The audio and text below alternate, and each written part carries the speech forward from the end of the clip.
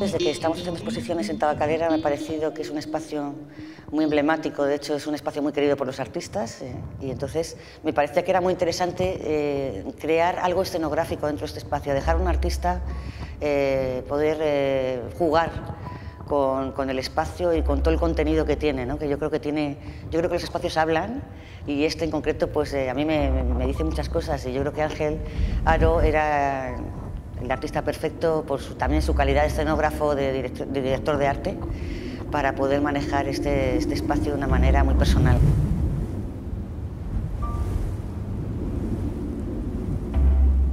El trabajo de escuchar las paredes ha sido el principal para arrancar a hacer las piezas, ¿no? Como es natural, me vine a pasear el espacio varias veces, a entenderlo, a comprenderlo. No es lo mismo visitar un espacio como visitante, como espectador, que pensando en que tienes que intervenir en él, ¿no?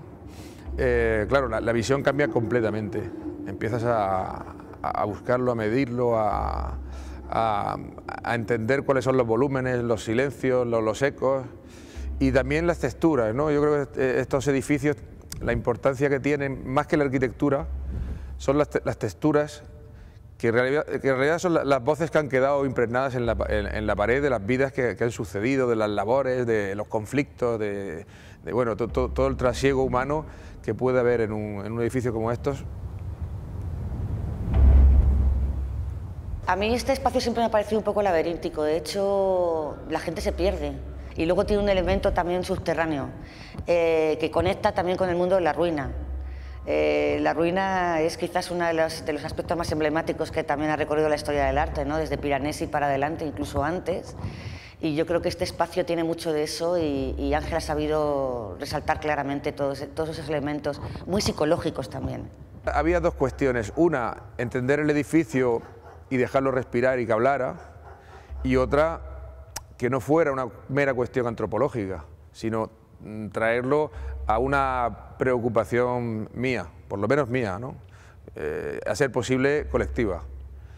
De ahí surge el concepto de la tregua, ¿no? La tregua es un concepto abierto, es polisémico, se puede interpretar desde muchos puntos de vista, es un concepto geopolítico de mucha actualidad, porque yo creo que vivimos en tregua, estamos en mitad de un conflicto que no se ha resuelto, y eso sería un aspecto, pero también hay un aspecto íntimo, ¿no? La tregua como posición íntima, es un estado latente de espera, de tránsito, no sabemos si hacia mejor, hacia peor, y también puede corresponder a un momento de mi vida, ¿no? Como artista y como persona. Aunque estamos hablando de una exposición multidisciplinar, yo también veo una exposición dibujada. Veo una intencionalidad absoluta con la luz que está remarcando el trazo. Creo que Ángel recorre y da movimiento a la pintura, ¿no? Y hablo incluso del propio tren que plásticamente está generando brochazos. Yo siempre he sido pintor y soy pintor fundamentalmente, y tal vez la escenografía pues era esa cosa que sí que me gusta mucho, pero bueno, que estaba ahí para ayudarme a vivir y que también me enseñaba cosas, pero estaba como en un segundo plano, ¿no? De pronto se ha instalado al mismo nivel y esa es la primera vez que me relajo y dejo que todas fluyan en el mismo carril, en el mismo grado de importancia. Veo que funciona y me ha relajado porque me amplía el lenguaje. Y al ampliarme el lenguaje, mi discurso creo que puede llegar más lejos. Y entonces, en ese sentido, esta exposición yo creo que es el arranque de esa nueva situación como artista.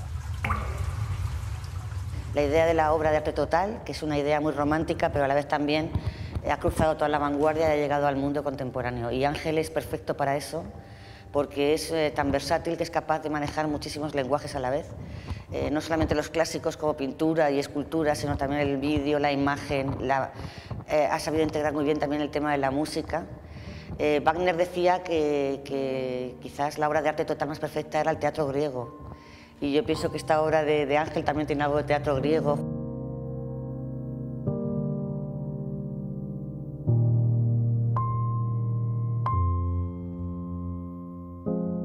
El acercarme a su taller en Ceutí, en Murcia, porque ahí he visto trabajar y he visto lo que es Ángel, o lo he intuido más que verlo, ¿no? Porque es muy poco tiempo, pero creo que he intuido muchas cosas de él.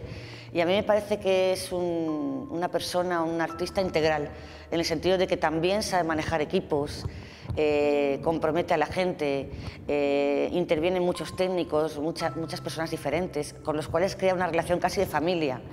Es un hombre que yo creo que tiene una personalidad arrolladora y que sabe, es amigo de sus amigos, me parece, y eso se refleja también en su obra. La intervención requiere una producción que trasciende lo que sería la producción de una exposición de pintura, por ejemplo, ¿no? Desde el primer momento es evidente que lo que tengo que formar es un equipo a la manera de una producción cinematográfica o operística, si quieres, ¿no?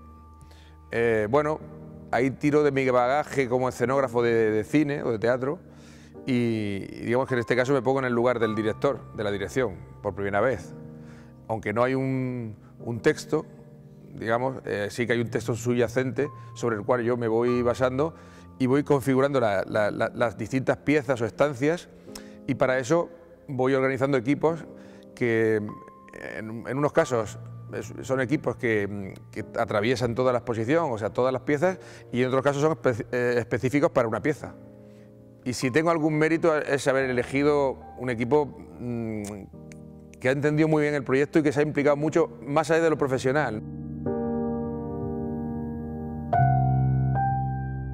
Cada estancia tiene un tipo de emoción y de vibración, en realidad, en función no solo del lugar que ocupa, como puede ser el hall que recibe, el pasillo, las pequeñas estancias, las grandes estancias, etcétera, sino también su morfología le da un carácter y tienes que trabajar con ese carácter. Digamos que tienes que hacer vibrar ese carácter a través de la pieza. Sería como entrar en una habitación y darle a un diapasón para que sonara, ¿no?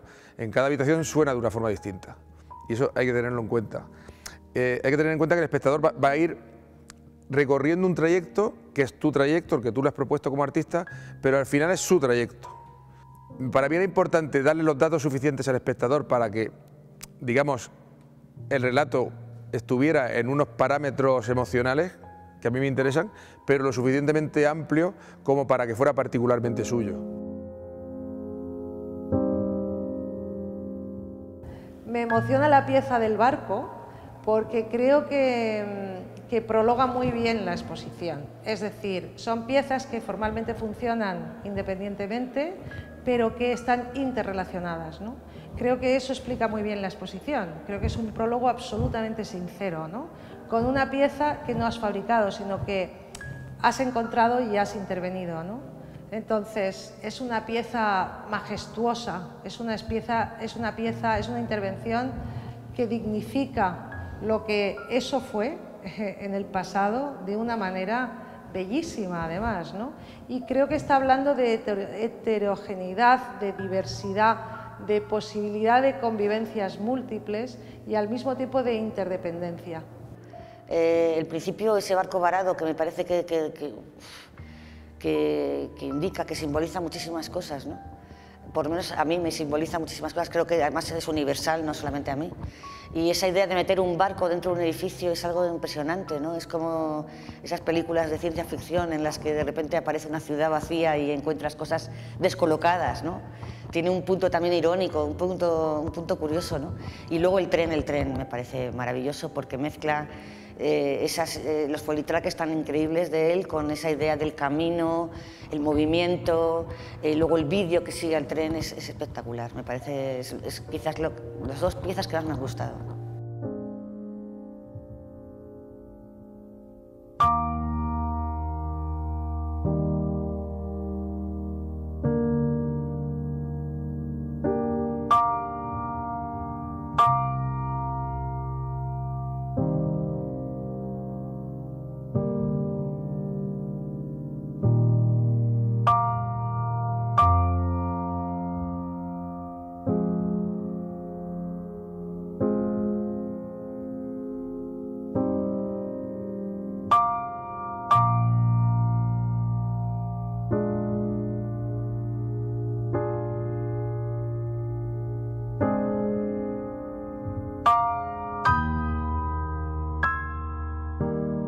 Es una pieza que además habla, para mí, habla con muchísima sinceridad de la situación de la pintura, ¿no?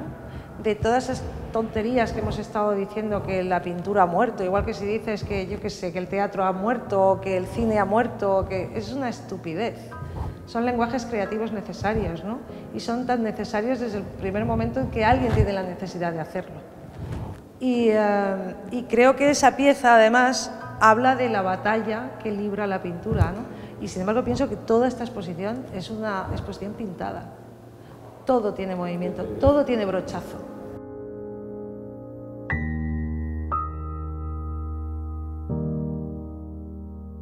Hombre, el disfrute para mí es cuando oigo, porque es casi una cuestión de sonido, que el lugar y las piezas se entienden, ¿no? Y empiezan a dialogar y se entienden, están hablando el mismo idioma y que llega el espectador y ese diálogo lo comprende, ¿no? Y es muy curioso porque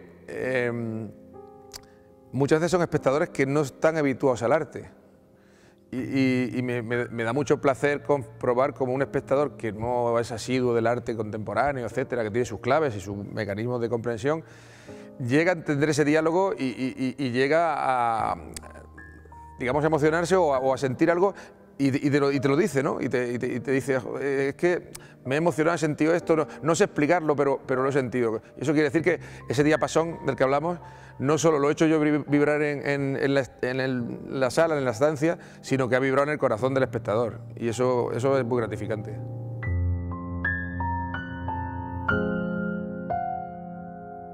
Yo le sugeriría al espectador que también viniera con pausa, porque esta exposición no se ve en un momento, tienes que disfrutar. Y el tren necesitas 20 minutos, y en este vídeo que hemos visto también necesitas. Y cuando ves una pieza de él, pues requiere una reflexión, requiere un tiempo también de pausa, ¿no?